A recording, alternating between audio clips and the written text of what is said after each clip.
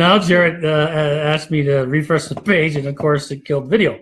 So we're back. Take 4. We're not touching it again. Gosh. I'm not listening to them again. What are we dummies, man? So I was talking about thinking about taking the JEDCOM files and hinting them, and so you can get new data in. So if a person uploads a JEDCOM and they want to bring it in the tree, they have to start entering some stuff, and then we'll match it up and start and hint it, and then they can bring their tree in. And we'll constantly looking for duplicates every time we bring somebody in from the tree.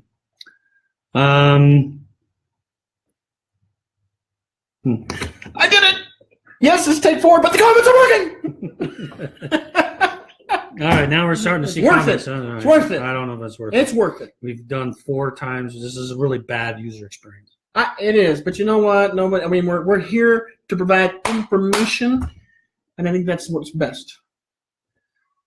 Hi, everybody. That was my fault. You can blame me, not him. It was my idea. I take full responsibility. There was also a question that somebody submitted that said, will there be a change log for the ordinance page? And the answer is no, we have no intentions of that. Not sure why you would want to change log in the ordinance tab. This person didn't tell us why. I don't know why you'd want to change log on the ordinance tab. If you have any ideas, then you can write on it now that we're reading stuff. None of them have to do it. Yeah, they said JEDCOMs hint like genealogies, but not with the historical records. Yeah, if we do the hinting from genealogies, it'll be a little separate section on the person page. We probably won't put it on the landscape view or anything like that, but it might be on the person page. Sort of separate it, and if you attach it, it won't look like a source. It'll have to be a tree reference or something like that. So we have no intention of doing a change log for the ordinance page because it's not open edit, so there's no way for you to change anything or restore stuff. So I'm not sure what they're asking for there. Separators of sources to help organize. We're looking at doing some indexing of the sources that you can manually do, and then we can do sorting like by date or type possibly. People are clever, and they've created sources that look like dotted lines, and they say birth records, and then they group them all together. So, and we've talked before about we're interested in figuring out a way to collapse some sources that are the same, so that it looks like it's only one source line, but it has little indicators that it's really just a collapsed set of sources. So you can go look at each of the one individually ones anytime you want.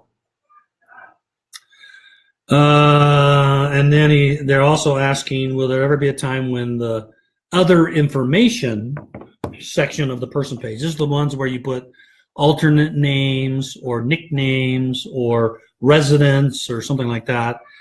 Is there ever a time when we're going to have sources in that section? Well, we've always wanted sources there, but the problem is that these are multi-valued fields, and we just haven't spent the time yet to hook the source. We want to hook the source to the category. So if it says also known as, and you've got some also known as interests, we want the sources to hook to the subheading of also known as, right? Or residences.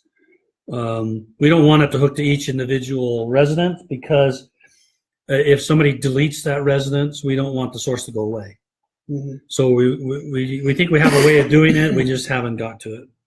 We've just had so many other things to do that we felt were more important. Kathy, I'll talk about your thing. We've talked about it before, but I'll reiterate the ordinance stuff. So remind me of that, Jarrett, later. We can do it later. There are some who are interested in searching for patron deleted or merge deleted people.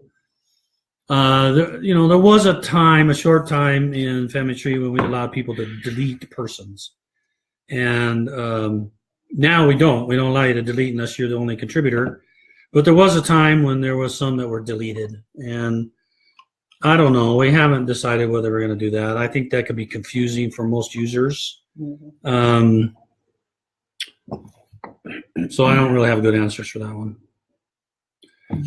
Memories. Will we ever be able to modify the name of a person in a memory? what's going to happen in the memories is it's going to become more integrated with the tree, so that the idea is that when you attach or tag a person in a memory onto the tree, the memory will actually change its name to be the name of the person on the tree, because it's really that person. And also, we are talking right now and discussing the possibility of having open edit memories. I think we might have talked about it before. Not open edit in the sense of somebody can change your story, but open edit in like the titles, the dates, the places, and things like that. I could do it. I just wanted to look over it. Oh, yeah, just a couple more. Yeah.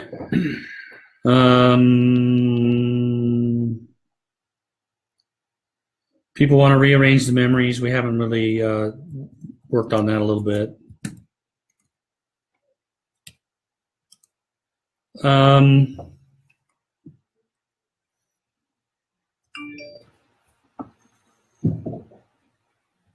the last question in this set is couple sections, current and limited to four events, you know, like a marriage, annulment, divorce, things like that. And they were wondering if they can expand it into wedding anniversary. I'm not sure why that would be a valid event.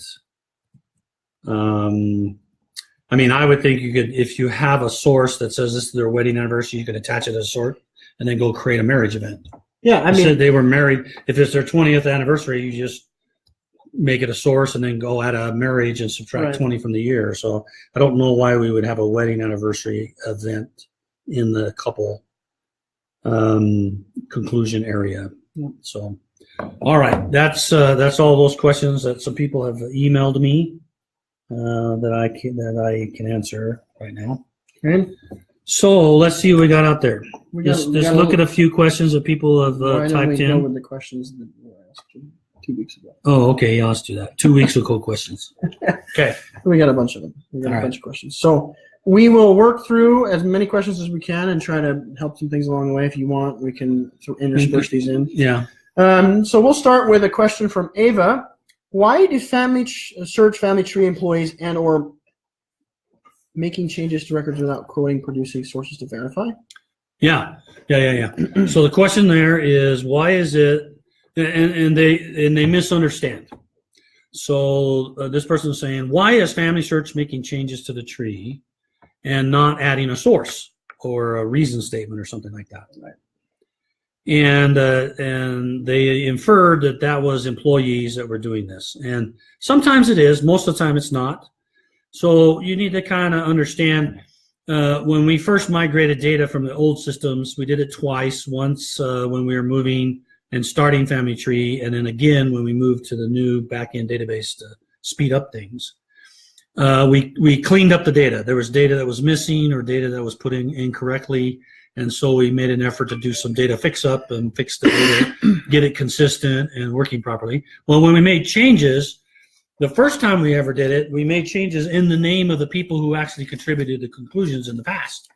The problem was people were calling us up on the phone and saying, somebody stole my identity on FamilySearch because I didn't contribute anything on that day, and yet my name's on this data. And it was causing such a problem and concern about security that we went back in and changed it to say FamilySearch. And then from that point on, anytime we make a change, it could be a mass data fix-up of, like we did some Chinese fix-up of about 20 million names or something like that, where it messed up the name, and we did a fix on it. And when we fix it, we put UC FamilySearch. Now there are support cases that people send in, and they ask our support organization to fix some things in the tree, and they sometimes go in manually and fix those things. That happens, not very much, at least compared to the data we do when we migrate or we do a mass fix-up. And those would also say FamilySearch, and they're doing it as a courtesy for the case that people submitted. So if they have a source, they hook it on. If they don't, then they make the corrections anyway. So that's why you would see FamilySearch there. It's not like we're running around trying to clean up the tree, because it's really a community tree. We just put labels of FamilySearch when we're doing fixing of data where we screwed up, or when we migrated the data from an older system. Okay. All right. What's Very the next good. one? Let's put one of these ones in. So I think we'll just go every other one. Okay, So let's go up here. way at the top. No, we answered that one. Wait. What about discussions on the ordinance tab? Yeah, I'm torn between. I'm actually thinking of notes on the discussions on the ordinance tab because I think can be more interactive. And I want to put notes on. I think discussions can be a little restrictive, and sometimes people want to get rid of discussions because they're old or something. Right. If it hasn't been active for a while, and it contains a lot of data, right? Yeah. Because a discussion could go on and on and on and on and on and on and on. Yeah, I'm thinking of notes in there.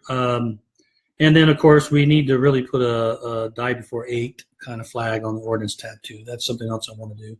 So you can check it, and it's really only relevant for ordinances, so it's not like something you want to stick in the normal person. Right. Because, public users will see that and say, why do they care if they died before they were 8, see? So. Right.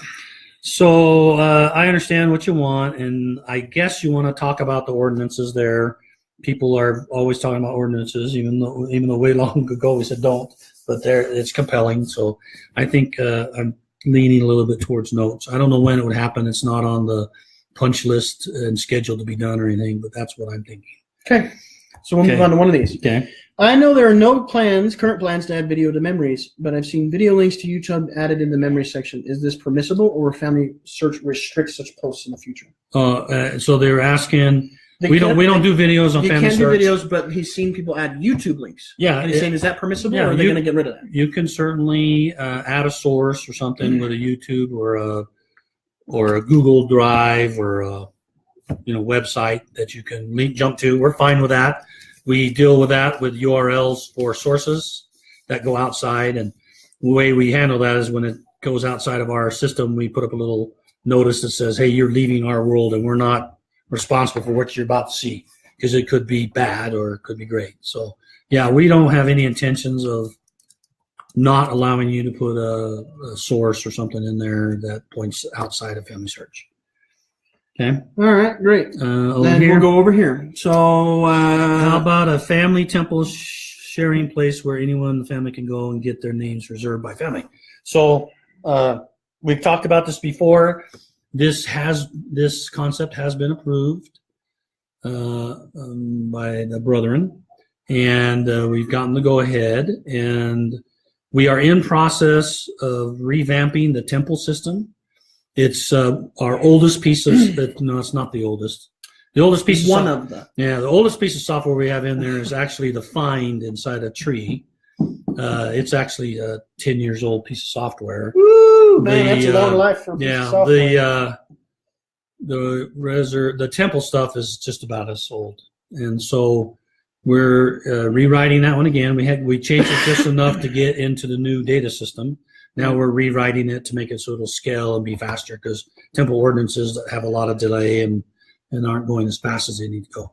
So as part of that rework, we are, and part of that plan, we are having that plan the concept of a family reservation list, where you can specify a certain set of people and you can have multiple of these groups. So you can create a group of set of people and say, these people are a group, and then I create a family reservation list inside of this group area, and you can share your reservations to that family list. Okay. And then anybody that you grant access to that area can then go to that reservation list and print cards off of it and things like that. Well, as a good follow-up, I think this falls along the same thing. Just with this, are they going to change any of the layouts with how things print? Because she's talking about, she feels like it wastes a lot of paper when she prints temple ordinance. Yeah. Okay. Well, that was a more recent question, but it's I guess it's somewhat related because it has the word temple in it. Yeah. If it has temple ordinance. Originally, we actually tried to print 4 cards on a piece of paper. The problem is there was too many older printers out there that screwed up, and the cards ended up being the size of a credit card or smaller.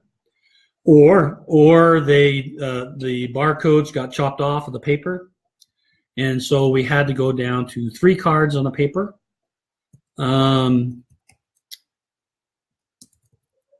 I have been discussing some changes there with the temple department. we're way in the future on it to see if we can come up with a more streamlined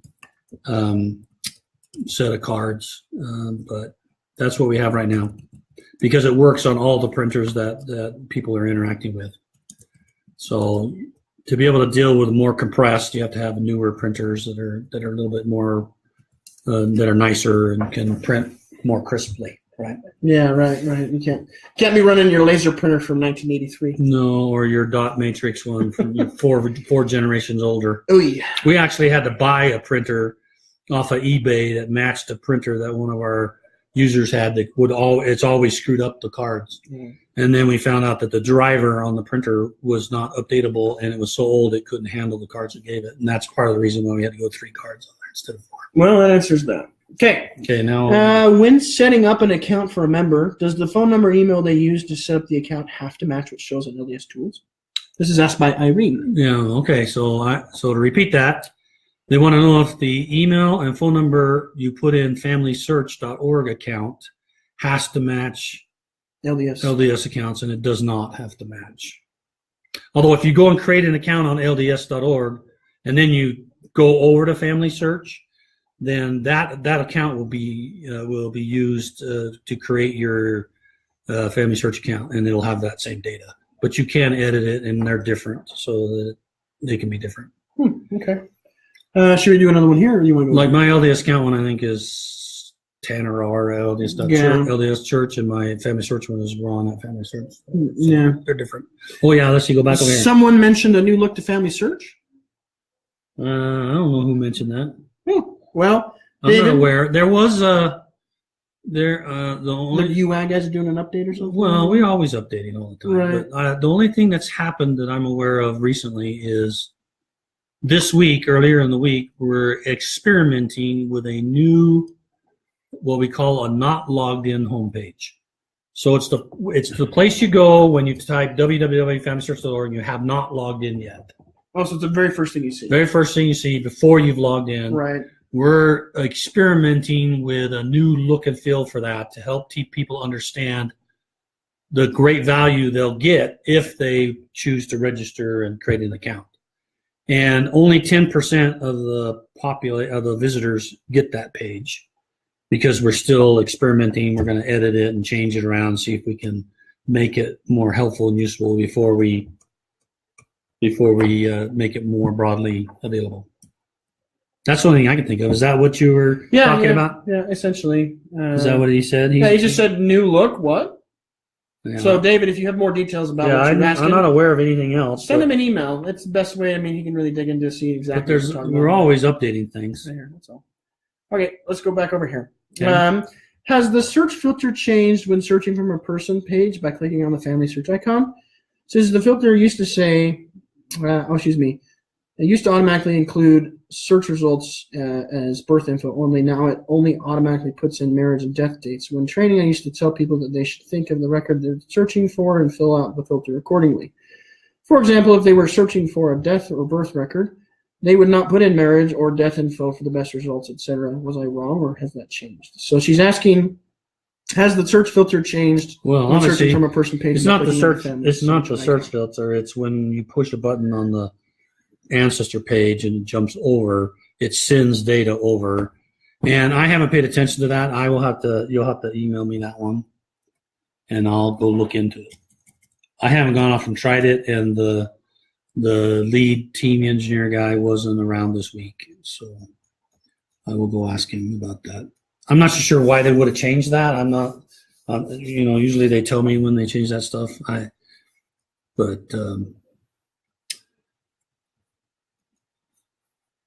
Is there another you question? Gonna finish? You No. sounded like you trailed off. No. It's just I haven't heard anything. But I'm sure you're right. But I got to go find out why we would have done that. Okay. You want to do from here? The more data you enter in, less likely you're going to find a record. So. All right. I have a 15-page military document. When I scan it as a PDF, FamilySearch says the file's too large. What's the best way to scan that and put it in the document section? Break it in pieces? Break it into 2. Yeah. Do a part 1 and part 2. Yeah, part 1 and part 2. Do half of it in one PDF and the other half. You must have a lot of pictures in there. Must. I think that was an easy one. Let's do another one. Can you explain how to indicate a child is step or adopted? Yes. when you go and add a child, it by default assumes biological because that's the most common entry is biological. So we default to that. If you need to change it, there's a little square with a pencil in it next to the child's name. That allows you to edit the parent-child relationship. Okay? So the parent-child relationship has 3 people involved. It has the child. It has the. I have to figure out. I'm on the other side of the table. We changed. We changed positions because he needed the power, and so I had to move over. So now I'm off. So there's the child has to be there, and then there's the mother and the father. Now it can have just a mother or just a father, but it has to have the child. Right. So when you click that square with the pencil in it next to the child's name on the person page of either the child or the parents or one of the parents, you click that, it opens up a little thing, and you can go in there and change the father or change the mother.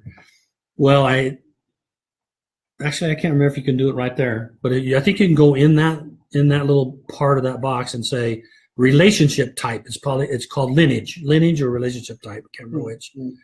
I might have to go on the browser here and look. But let me go look real quick. It says it'll say biological, and you can do open edit because it's open editable. Right. And you just go in there and you edit it, and you change it to step if you want. Okay. Then you put in your reason statement and source if you have it. Attach the source, and then you're off and running. And now it'll be step. And when you go back to the person page, it'll actually say step underneath their name. Oh, there you go. If it's not biological, then it says the name, the relationship type. Yeah. So right underneath the name of each parent. So underneath the name of the parent is a menu item called add relationship type, or you can click biological if it's listing biological. So let me just do this, make my son biological here. So it's biological. So then I just click the biological and delete and edit it, and then pick it as something else like adopted or step. Guardianship. Adopted, biological, guardianship, foster, or step, and then change it, write your reason statement, and save it, and then you're good to go. That's how you do it. Well, that was pretty simple. Yeah, it's not very bad. You just click that little pencil. But it was a good one because I didn't know you could do that. Yeah, actually. that's how you make it. That's handy. That's handy. Okay. And by the way, we have I think those relationship things have dates. So you could say they were guardian on this date, then they became foster on this date, multiple then they became types. stepped on this date, and then adopted on this date. That makes sense. Anyway. All right. Ellen Conrad asks, when attaching a record in FamilySearch, if there are individuals listed that are not in FamilySearch, how do you add them into FamilySearch? For example, a marriage record where the parents of the spouse are not recorded, are recorded on the record but not in FamilySearch. That has to do with source linker. Well, wouldn't it just be a click and it would bring them over? No, well, the particular example he said is a bit confusing. I'm assuming this person knows how to add people normally in the like children or spouse because it says add person right there on the screen. But in a marriage record, it's not talking about marriage. No, it's talking about the parents. It's an example. I understand, but the example he uses is a particularly difficult one. Because if it's a census, it's no big deal. If the kids are missing, you see them sitting there, and you just click add, and it's pretty obvious how to do. But if it's a marriage record, and it lists, for instance, the parents of the bride, and you want to attach them to the parents of the bride, the source linker, this quick attach tool that we have, is not intuitively obvious about how to get there. So I'll give you a little clue. What you do is near the principal person, so it'll have like the bride. Let's say that the principal person is the bride, or the groom, I guess it'd have to be the groom. So if the principal person is the groom, then what you see is the groom's parents, the groom, and that's what you see. Right. But if it has the bride's parents, well, you want the bride's parents. And so there's a little icon that looks like a person. It's the only one on the page. That one is the principal person. You can click that little icon and say change, and it gives you a list of other persons in the record or the family. Okay. on the record. And you can choose the spouse as the primary. And then the right-hand side that has to do with the family will change. And it'll be the spouse's name. And then you can attach it to the spouse, and then the spouse's parents will be there. So then you can attach it to the parents. Attach her parents to or the spouse's parents to their parents. So it's a little tricky. If there's someone around you that's done it before that can show you, hopefully that was enough clues for you to be able to do that. Go to beta and check it out and try it and things like that. Do a review attachment on one that you've already attached and do that and play with it a little bit so you can get that experience. So that's how you do it. I'm interested in looking at other visualizations of this, so we're working on how we can improve the source linker all the time. So. Okay. David asks, pictures and photos in the middle of the opening page? I thought this was going to change. Update stopped months ago. I would personally like to see it much smaller. Pictures and yeah, he's talking about the new page that's showing up. It has big pictures on it. I think there's ability for you to give feedback on that page. So if you don't like it, be sure and give the feedback. I'll pass this on to the team who's working on that, who's looking at that. Okay. The next one. Our son can't see his wife's or children's profile pictures, but he can see ours. Can you explain the reason for that? That one doesn't make sense at all to me. So, and when you're looking at the tree and like either they're all talking living people. Because our son can't see his wife's or children's profile pictures. That's like, for example, but can see ours. Let me give you an example. Matson can see you and Mom, your photos, but he can't see his wife's, can't see Erica's, and he can't see Nixon or Ford's. No. That's what she's saying. I know, but that's not it. That can't be. Contact support. No. I don't know. No. All right, give me a marker. All right, give him the marker. We're going to talk a little bit about living area. Okay, so in this example, the question there was ours, which I assume means parents, because you said, so here's the father's area, and here's the mother's area, and here's the son's area, and here's the wife area. I don't know how this is going to work. Okay. So in family, tilt that up a little bit so it's a little sharper. Yeah, like that. But you can fold the thing back a little bit. It's might go enough. All right. In family tree, each living person that has an account gets their own private area. Okay? Yeah. No, hold on. I can't have that. I got to be able to see. So bring that. All right, I got it. Okay. You just keep talking. Bring the plate up. I got it. Okay, we'll keep talking. Start talking. I'm stuck. You can talk. Don't go backwards so much. Okay. I'll bring that up there. All right, that'll work. Okay, so they said our son. So if that's true, and the father has an account, he's got his own area, the mother's got his own area, and the son has his own area. Bye. So the son, and then in here will be the father. And I'm looking at people. Each person, each user account has their own copy of the family. So here's the father and the mother. And then here's the son, and here's a father and a mother, and there's the son.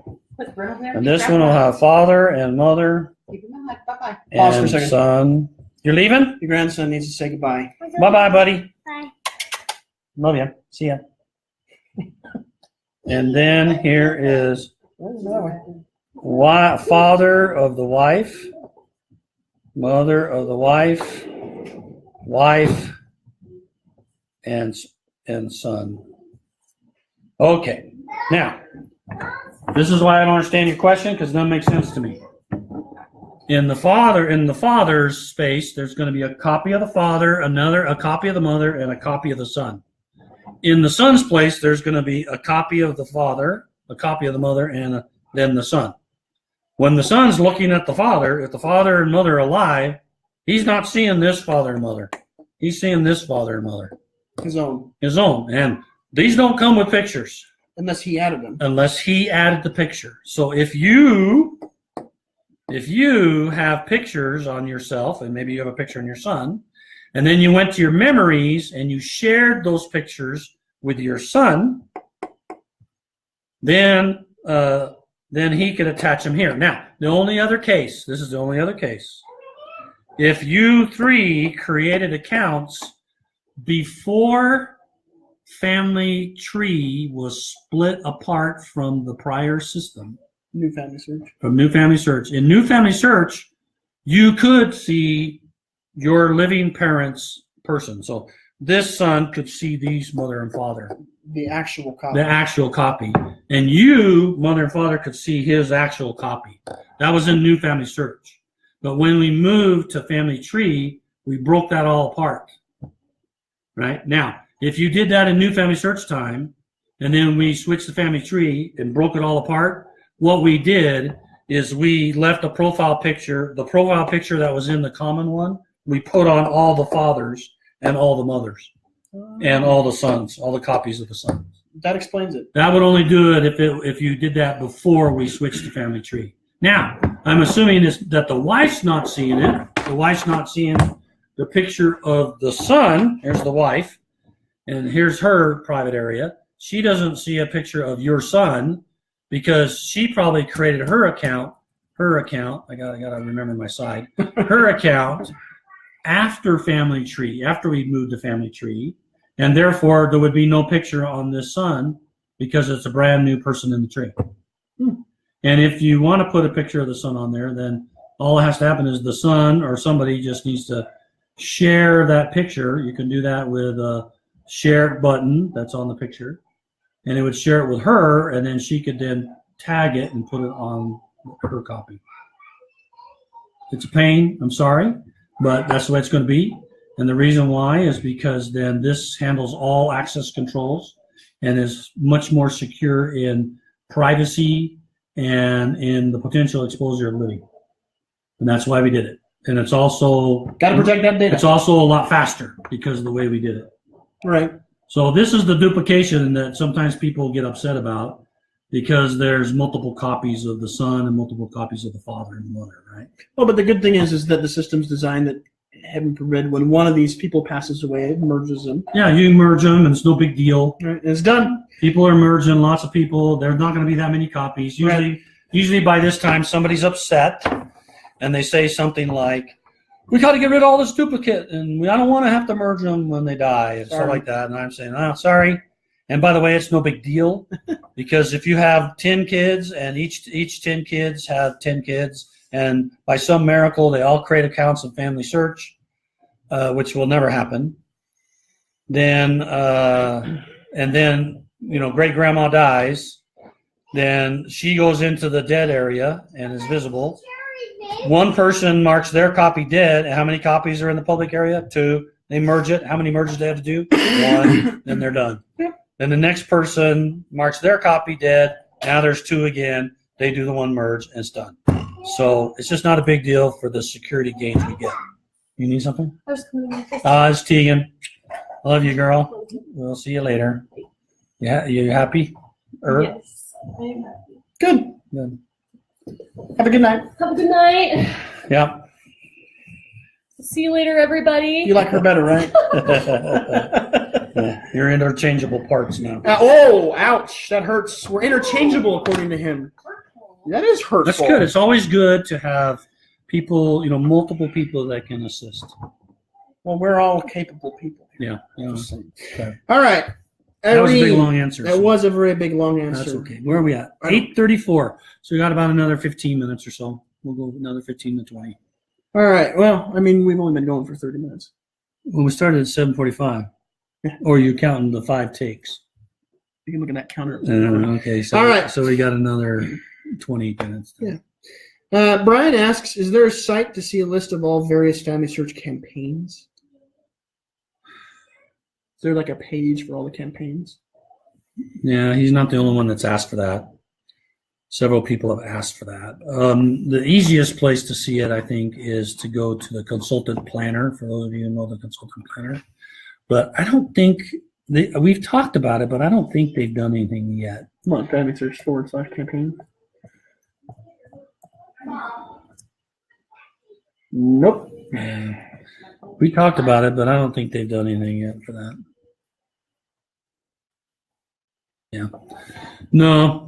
So probably your best bet to see all the campaigns is to go to put yourself in the consultant planner if you're a member, and then a member of the LDS Church, and then go look at yourself and you'll see the list of campaigns that you've received in your emails. I'll bring that up again. Can you send that, mark it so you send that to me? And then I'll go ask them again if they're going to do that. There's several people that ask for that because they want to go do that campaign again or look at the data on that campaign.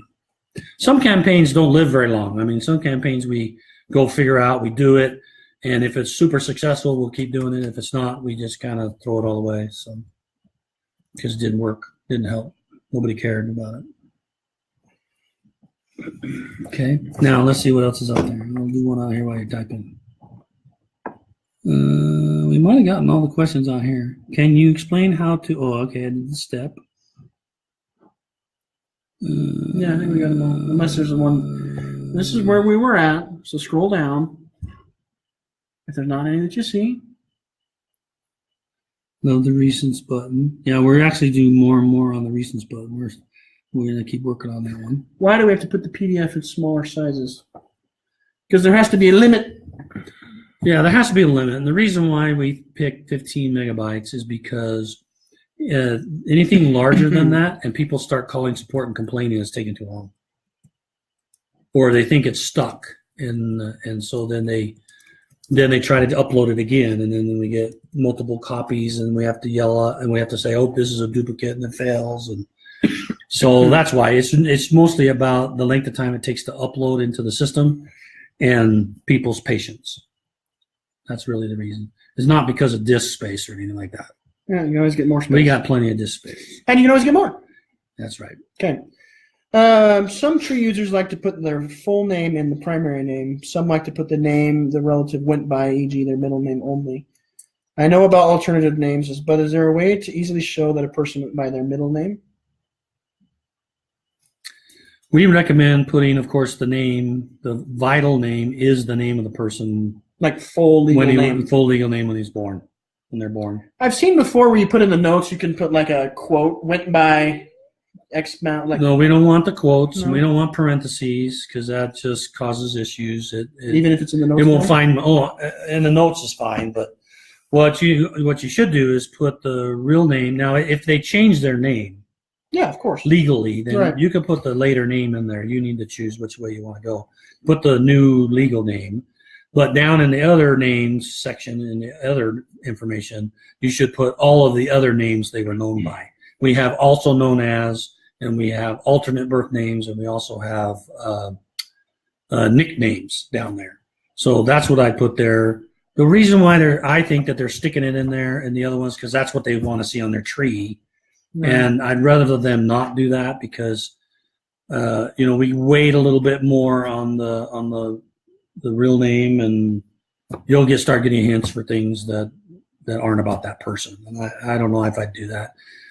It's the same with women that are married. We recommend putting the maiden name in that name and not their married name in that name if you have the maiden name. So maybe someday when all the hard stuff is done, we'll go in and let you pick your preferred name you want to show. But for now, notes field?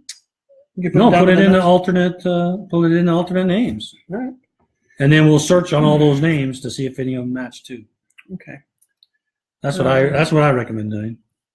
When I do a record search on FamilySearch, then decide to attach a record, after I was done attaching, I used to be able to go back to my search results. Now that option is gone, and I now have to run a new search every time after I attach the record. I'm pretty sure they put that back in. Or do I have to restart each time? Okay. I'm pretty sure they put that back in. But Well, I don't know if they've done that, actually. I went and talked to Robert and said, I think you need to put that back in because people are frustrated about it. And I thought he said he was going to do that. I didn't go look yet. But I've mentioned it in here before. You need to understand the right mouse click on your device. A right mouse click on a line in the search. You do right mouse click and say open in a new window or open in a new tab. I recommend doing that. I like doing that because the search list stays the same and doesn't scroll up or down. That's what I like about it. And I go to the other tab and look at that. When I'm done, I delete that tab, and now I'm back to the search results tab. You can just use the back arrow, so you can just use the back arrow to get back to the search results stuff. But I like the other way because if I scroll down 50 or 20 or 30 down in there, it doesn't go back to the top when I do my right mouse click on the stuff. But I'll go. You send me a little note on that one too, because I thought I remember telling Robert he's going to need to do that, and I thought he said he was going to, but apparently not. If they're asking, search back button. Yeah, the return to search. There used to be a button there that said return to search results, and they actually put it back. They took it away because they said hardly anybody actually pushed it. Then as soon as we got rid of it, a bunch of people said that they're mad because it's gone. So. Which is kind of weird because when we looked at it, not that many people had pushed it. Can we get a better way to search for photos? I'm not sure what you mean by better way, because you just enter in, some text and it matches against title or descriptions. We are thinking about, like hashtags or labels or something like that for memories. We're just in the investigation phase to see if that's something worth doing. I think that would be, it'd be fun to be able to put a hashtag in. There's a hashtag testimonies or hashtag, spiritual experience or something like that. And then you could just search on the hashtag and get them. So I'd have to understand better what you mean by better search. So maybe it would be best for you to maybe detail a little bit more. Send me an email if you want, ron@FamilySearch.org, RON@FamilySearch.org, and give me a little bit more description of why it's not working and what is it you're thinking. Okay, I got one right here. Okay. I love the campaign calendar for my ancestors. Yep. I was curious if it will ever be expanded to my spouse's line. I have his tree on FamilySearch and would love to be reminded of their dates as well, since I love them all the same. Thoughts? Well, I don't know. I think can't you import it into Facebook and can't you? I haven't done it. I haven't done it myself. I've seen it demoed a few times when they were building it, and I thought you just said add to Facebook, and it's whatever Facebook account you enter in. So I guess you could go to get your husband to do it, and then you log into Facebook and have him import it into your Facebook page. I would think that works. Yeah, I think so. Or of course, maybe you can only do that once. I don't know. Let me know. I would assume you can keep importing dates all you want. Yeah, I don't know why you would be limited in that. Yeah. But maybe. I don't know. Make your husband log in and then That's right. do the import into your Facebook account. Very good. I think that would work. Okay. I don't think there's any other questions left in here. No, I take it back. There's a whole bunch of questions. What else we got on the next one? How is the MyHeritage interface going? Before they turned it off, I could see my sources were shared. Will the sync also share smart matches? The MyHeritage synchronization will synchronize data that you put in your MyHeritage tree with Family Tree, and it'll also bring any data you don't have in your MyHeritage tree, but Family Tree does in your tree, in your line. Then it'll synchronize it back. It's a synchronization both ways, and they synchronize everything. The sources, the memories, the reason statements, the comments, all of that, all the data. So it's a bi-directional one. So there's really nothing you do. It's a one-button push, which is interesting and intriguing. We stopped it because it had some troubles. So we're working with MyHeritage to get it tested out on the beta system so that we feel like it's rock solid and doing what we think it to do before we'll turn it back on again. Okay. Do you want to try and answer that? Sure. Can you grow it bigger and I'll read it? No, I can read it for you. But I don't want you to read it all at once, possibly. Go ahead. No. I can't read it. It's too small. Recently, I've had 2 patrons come into our Family History Center to use the copy printer to upload photos to FamilySearch. One person had 75 photos, of which all but a couple were of living people. The second came in with a shoebox full of people that they wanted to put on FamilySearch. May have been several hundred. I suggested we start with those of the deceased, and then we could discuss the others. She put 75 photos of deceased and then returned the label and tag. In discussion, she felt that the FamilySearch was the best place to put these photos since she may never have a chance to access these photos again. Besides, it's a place to preserve all your photos. Okay, so his questions really are, what is the philosophy of putting in photos for living people? To tag, they would also need to enter the names of living people. If photos of living or deceased individuals are loaded into the FamilySearch gallery and they are not tagged to a person living deceased, then the owner of the account dies. What happens to those photos?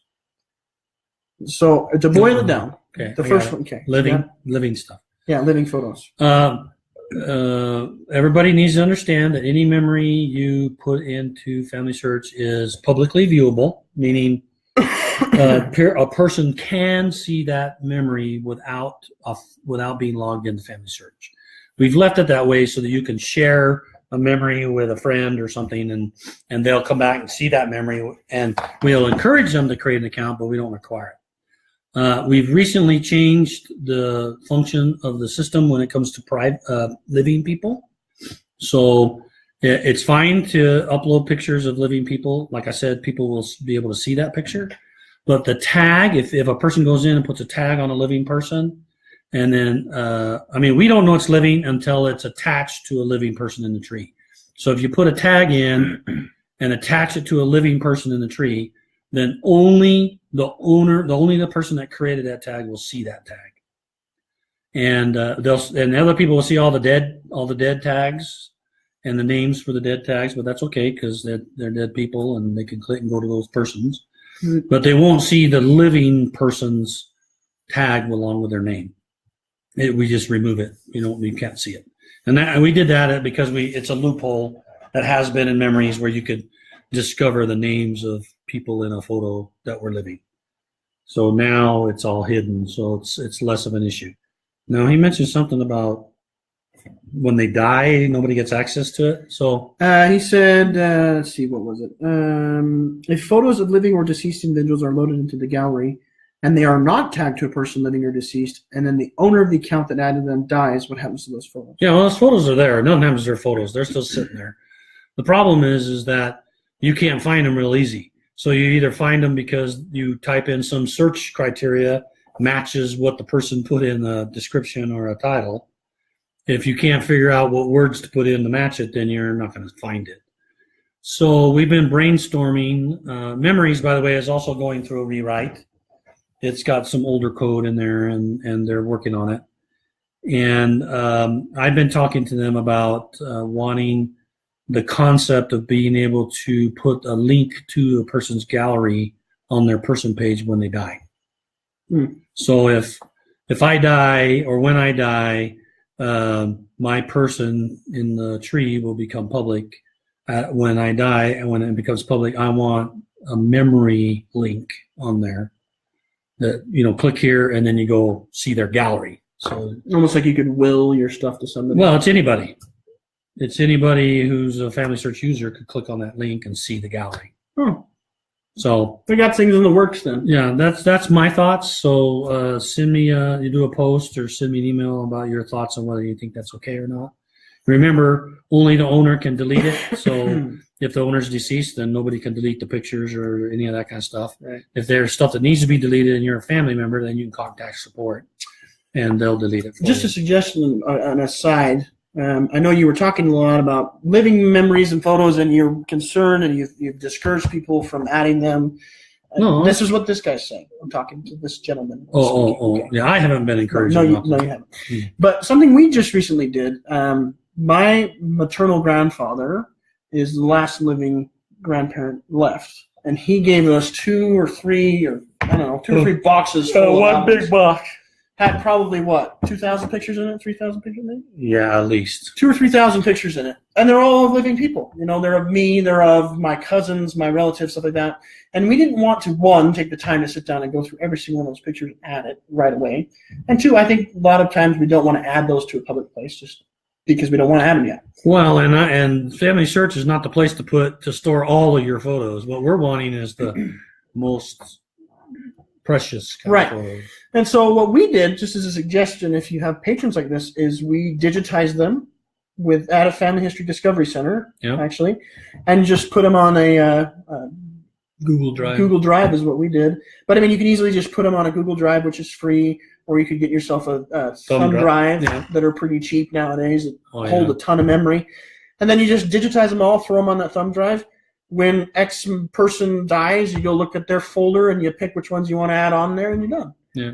Then you don't ever have to worry about losing them. Well, the nice thing on FamilySearch is you're not going to lose the thumb drives. No, it's true. But if you added them to another place that was a secure, like Yeah. Google Drive or something like that, No, those are all alternatives. just wanted to add that out there. Yeah. So we've only got a couple questions left on here, so let's do some of these. Frequently on the tree view, I double click on the second or third spouse from the drop down arrow, and we'll move the new spouse into the block. Sometimes it won't.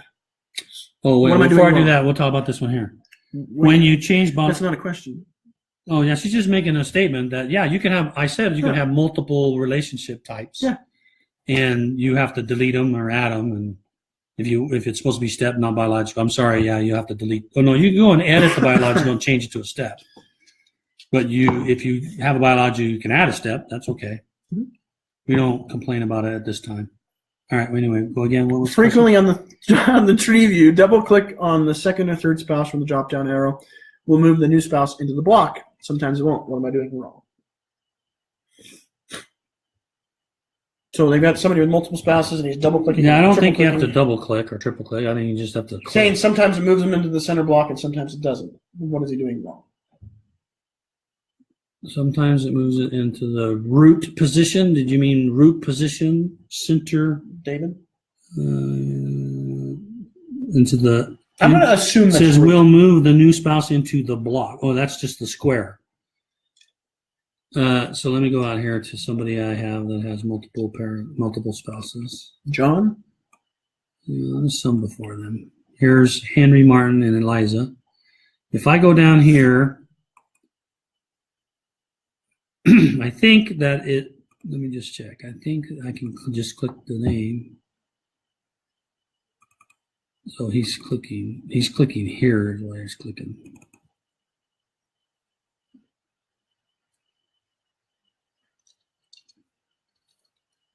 You know what's funny is they're still seeing us, but we're both just staring at a computer. Yeah, I screen. know. And they're not talking. And Yeah, they're making weird faces, and they're doing stuff to try and see the screen here. yeah, I think I gotta shrink that down. Beautiful. Looks good. Okay, so I think the only place where it actually changes when you click on the person and changes the spouse is when it's the root. So let me show you. Let me make sure that's true. So this one has the husband has alternate spouses and the wife has alternate husbands. So I'm going to Tree, right? Yeah, put him as the root, and then I can just change this to another spouse, right there. Oh, so it's only when it's in root. It's only when it's at the root position can you change the spouse, and it shows up in the block.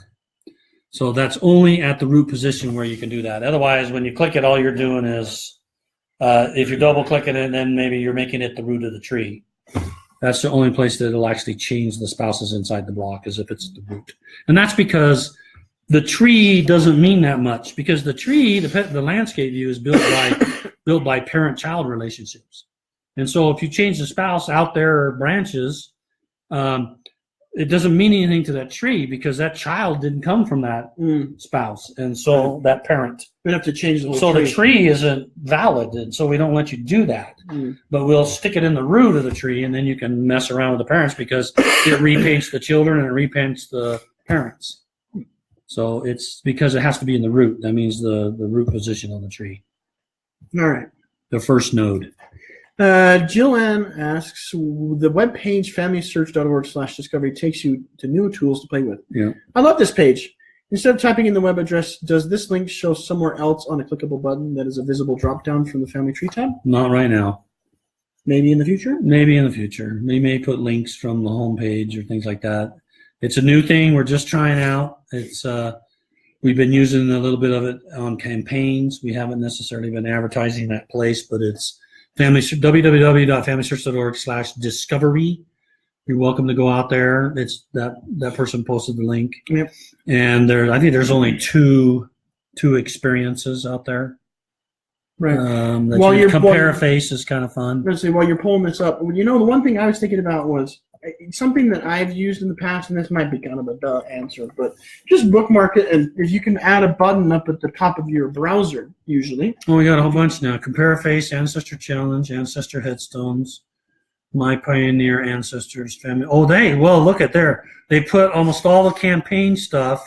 They put all of the campaign stuff on the Discovery page. Oh, cool. Well, now you know where to go to go look at that campaign stuff. Yeah. And they didn't have that earlier in the week or last week. New change is alert. They put the Discovery. Alert. They put the Pioneer Discovery, the obituaries, the occupations, the missionaries, and the Relief Society things that we did on that Discovery page.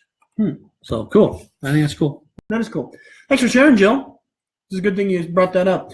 So I think, Jill, the best way to do it is just to bookmark the page for now. Yeah, for now.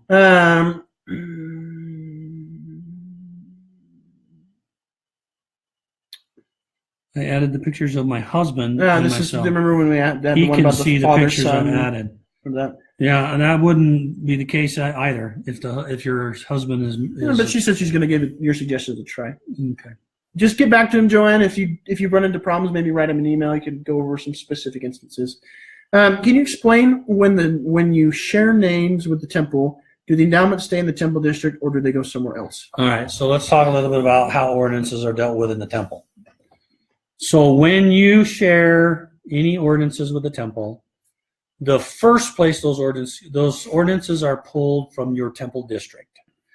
The only time that they're pulled to a different temple district than yours is if there's another temple district that has run out of that ordinance. So let's say you shared an endowment with the temple. It would be that endowment would sit in line behind all the other endowments that were submitted earlier, and waiting for its turn to be done. If another temple, let's say, I don't know which temple it would be, but let's say you did it to Temple A, and then another temple in another district anywhere in the world, they have no endowments sitting in their temple district, and they need an endowment. Then they'll ask the temple. Then they'll ask the inventory system that we provide. I need an endowment, and we look and say, "Ooh, there aren't any in your district, so we'll give you the oldest one from some other district." Okay. So that's the only way that that ordinances get consumed by another district. Now, I have intentions of changing that. I'm not telling you when, but I have intentions of changing that. I think it should be first come, first serve, and not necessarily based on temple district. Because what happens is there, if you're in a temple district where there's a lot of family history activity and a lot of people are sharing with the temple, then you're upset and calling because it's taking too long for your ordinances to get done. Right. And if you're and so you find out that your son's temple district, he submits and it gets done in like 2 days, and so then you start telling your son to share it with his temple district, and you start gaming the system to try to get yours done in front of everybody else's because you go find the cheapest district, the fastest district, and it's just, they're only faster because they don't have as much. They don't have as many people submitting to the temple in that district.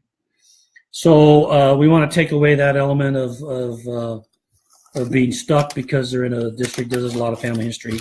So that's what I want to do, and that's my intention to do that. So we're working through how that would work and stuff like that. Okay. Well, I think it's about time to wrap up. Yeah. We got one more, maybe? Yeah, we can throw one more in there. Throw one more in there. Let's see. A couple were never married, but had a wedlock. How do we flag that they were never married? Okay, so here's one where a couple had a kid, were never married. How do we flag that they were never married? And the answer is there isn't a way to do it right now. So what you need to do, well, the best way to do it is just you create a parent-child relationship, and you put the mother as this one and the father as this one, and you don't add the wife, the husband, wife. That's right. You don't add the husband-wife stuff. And then I would put a note in the relationship that said they were never married.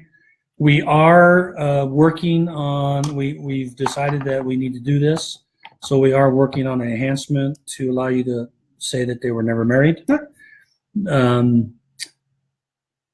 And we're also looking at other ones like never had children, for instance. That's another one. I think those are the two big ones that we're looking at. Immigration is another one we missed. So yeah, that'll be important. Immigration with an I, meaning they came into the country, not left the country. Right. And so those three we're working on. I think the tree guys are working on it for their back end, and we haven't planned when we're going to expose it in the front end. There's some trickiness when it comes to never married, because we don't want to create a spousal relationship that says never married, because why have a spousal relationship? Right, they're not married. If you have a spousal relationship, that means they're going to qualify for temple. And I hate creating something to express a negative. I understand that. Right. I'm going to create a person to say there was never a person here. It's just not right. So it's a little tricky situation. Got to find the right balance. Yeah, and how to display it on the screen so it makes sense and things like that. But the good news is you're working on it. Yeah, we are. Okay, everybody. I got to apologize again for takes 1 and 2 and 3 and 4, and this one's 4. We won't talk about it. We don't talk about the fact that we had to have 4 takes. I don't think we ever got into answering actually questions. We might have once, so we might have to leave 3 and 4. No, we didn't really get any questions. No. So we'll delete those off the site. And once again, I hope these have been useful. I hope that they're beneficial. It's kind of fun that we're doing a little mix. So if you come and ask your question, you got to get ahead of the line there, because we do it. Yeah, participation, it gets you bumped in front of the line. Get your points. Obviously. So thank you very much. I appreciate your support on the product. And as always, if you have a question, you can post something. If you have more questions, you can put it in the form, and we'll first come, first serve on the questions next time. Right. And I should probably say when we're going to do our next one. Yes, you should. Let me go look it up. I think it's 2 weeks from today, but I got to verify. So today's the 19th. So we're going to do the next one. I don't see it there. Oh, I guess this is the second one for the month. Yeah. So I haven't sat down with Tegan and figured that out. It'll most likely, we'll put it on the Facebook. It'll probably be the 3rd, but I can't guarantee, because in May we're taking a little trip. Yeah. Down and take care of remains of my mother and stuff like that. You got to do a little internment. Yeah. So she, because she passed, and that was a good thing. So we need to take care of that. Time to take her home. Yeah, month of May. Put her with Pa. Yep, that's right. Next to her husband. So thanks very much. Have a good evening, and I hope this has been useful for you. We'll see you next time. Bye-bye. Bye.